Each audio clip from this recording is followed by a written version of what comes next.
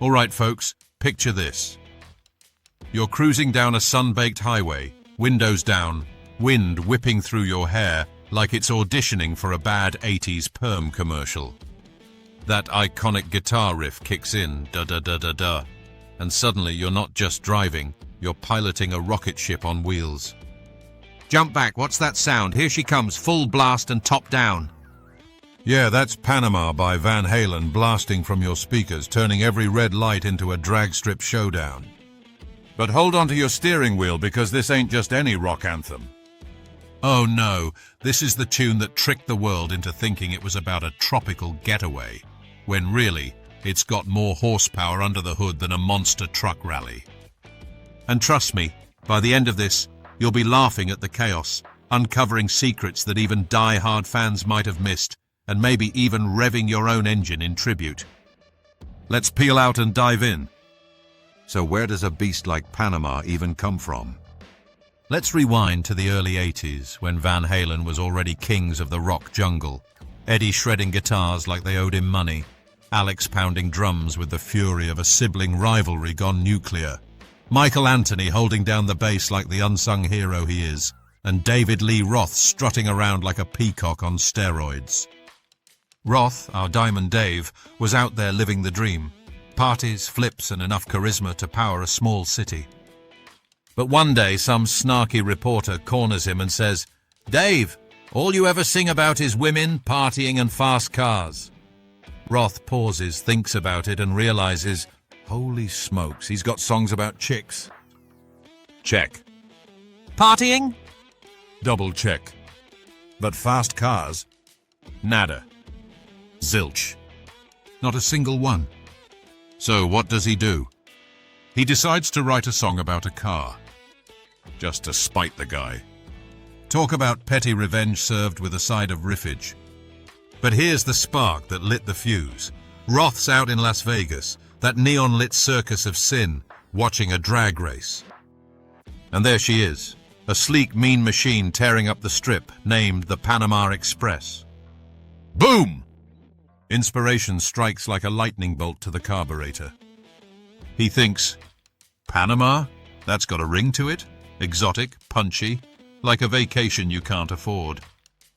But wait, plot twist. Turns out Roth had his own ride named Panama back in the day, an Opel Kadett of all things. Not exactly a supercar, but hey, in Roth's world, even a grocery getter could be a sex symbol.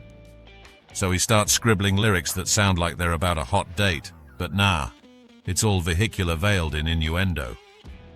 Take that opening line. Jump back, what's that sound? Here she comes, full blast and top down. Top down. Convertible, people. But admit it, your mind went elsewhere first. That's Roth's genius, layering it so thick you need a mechanic to unpack it. And let's break down more of those lyrics, because they're packed with puns that could make a dad joke blush. Hot shoe burning down the avenue. Hot shoe? That's racer lingo for a lead-footed driver scorching the pavement. But in Roth's hands, it sounds like some fiery footwear fashion disaster. Imagine if Cinderella's slipper was made of molten lava. Yeah, that'd burn down the avenue too. Then there's model citizen zero discipline, referring to the car being a perfect specimen but wild as hell. Or is it? Roth's smirking here, folks, because zero discipline could describe half the rock stars in the 80s. And don't get me started on the bridge. Yeah, we're running a little bit hot tonight. I can barely see the road from the heat coming off. And cue the engine roar, more on that in a sec. But heat coming off?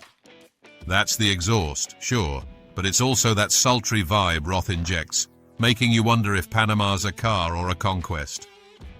Oh, and the killer. I reach down between my legs, ease the seat back. Whoa, pump the brakes. It's just adjusting the driver's seat, you pervs.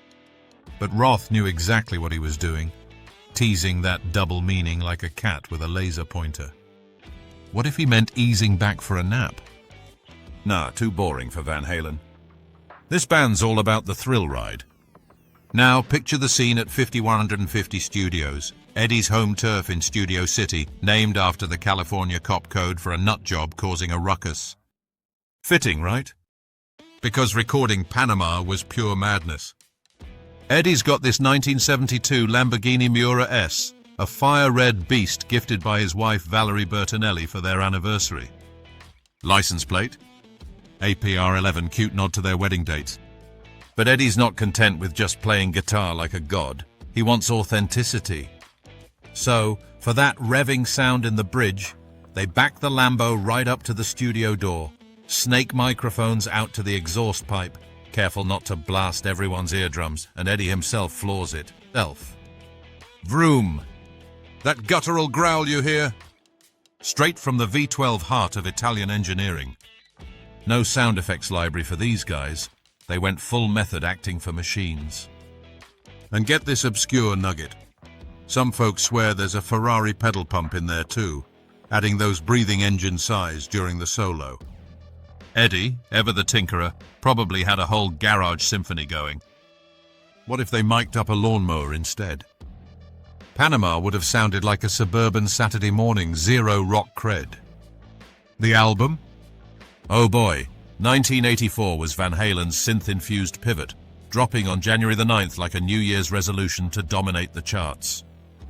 After hits like Jump, that keyboard monster that shot to #1, and I'll Wait, Panama drops as the third single on June 18th in the US. But release Shenanigans? Plenty. The album covers this cheeky cherub puffing a ciggy, which had UK stores clutching their pearls and refusing to stock it. Won't somebody think of the children? Meanwhile, Van Halen's laughing all the way to the bank. Recording wrapped with Roth already eyeing the exit door. Tensions were boiling like that Lambo engine. Eddie wanted more keys, Roth wanted more flips. Classic band drama, but it fueled the fire. And the B-side? Drop Dead Legs in the US, a slinky groove that could have been its own hit. Release day rolls around, and Panama claws to number 13 on the Billboard Hot 100, number 2 on mainstream rock. Not bad for a song about a car that sounds like foreplay. But the video? That's where the real circus begins. Directed by Pete Angelus, who also helmed Jump and Hot for Teacher, they film at Philly's Spectrum over 2 nights, soundcheck and showtime, plus scraps from Providence, Rhode Island. The band's on a massive stage. Eddie's wailing, Alex destroying the kit. But Roth? He's ziplining across the arena like a rock and roll Tarzan, doing splits mid-air and pole dancing with a Panama hat like he's auditioning for a Vegas review. Wait, pole dancing? Yeah, sliding down mic stands or whatever. Pure Roth flair. And the car in the vid? Not the Panama Express, not the Lambo, but Roth's own 1951 Mercury 8 convertible, a 4-door beast he dubbed California Girl. Candy apple red, customized to the hilt, and it pops up in his solo California Girls vid later. Some footage? Recycled from Jump outtakes. Talk about efficient recycling. Oh, and Michael Anthony's bass? Shaped like a Jack Daniels bottle, courtesy of the whiskey folks. Sneaky product placement, since MTV banned ads back then. They molded it into the instrument. Boom, loophole exploited. What if they shaped it like a milk bottle? Panama would have been the anthem for lactose intolerance everywhere. From there, Panama rockets to mythic status. It's 1984, MTV's in its prime, and this vid's spinning non-stop, hooking a generation on Van Halen's brand of excess. Charts aside, it infiltrates culture like a virus. Fun one, though. Fast forward to 2007's Superbad, where it's the soundtrack to awkward teen antics. Family Guy in 2020? Peter gets hooked on it thinking 1984's Orwell's book. Hilarious meta mix-up. It's Always Sunny cranks it for a ski episode gone wrong. Even Gran Turismo 4 uses it in the intro, making gamers feel like pros. But here's a wild one. During the 1989 US invasion of Panama, troops blast Panama on loop outside the Vatican embassy to smoke out dictator Manuel Noriega. Psychological warfare via rock. Noriega hated it so much he surrendered. Take that, diplomacy! And in a weird TV twist, the Drew Carey Show has Mimi torturing Drew by playing it endlessly. Obsession levels, expert. But legacy? Panama endures like that indestructible Lambo. It's ranked among Van Halen's top riffs. Straightforward, AC/DC-inspired crunch that Eddie nailed. Ripple effects? It cemented the car as metaphor trope in rock, influencing everyone from hair metal wannabes to modern rev heads. Obscure trivia time. Some fans swear it's a palindrome nod. A man, a plan, a canal, Panama, but Roth's never confirmed. Others link it to Panama Red, that potent 70s sativa, or even cocaine runs, given the drug plane myths in the vid. Nah, probably not, but fun to speculate. What if it was about the canal? Lyrics like "digging that ditch, baby," total flop. And that yacht rumor? Folks thought the Van Halen bros had a boat called Panama. Spoiler, they didn't, but imagine the parties. Covers? Pat Boone's lounge metal version on Inner Metal Mood, hilarious with sanitized lyrics.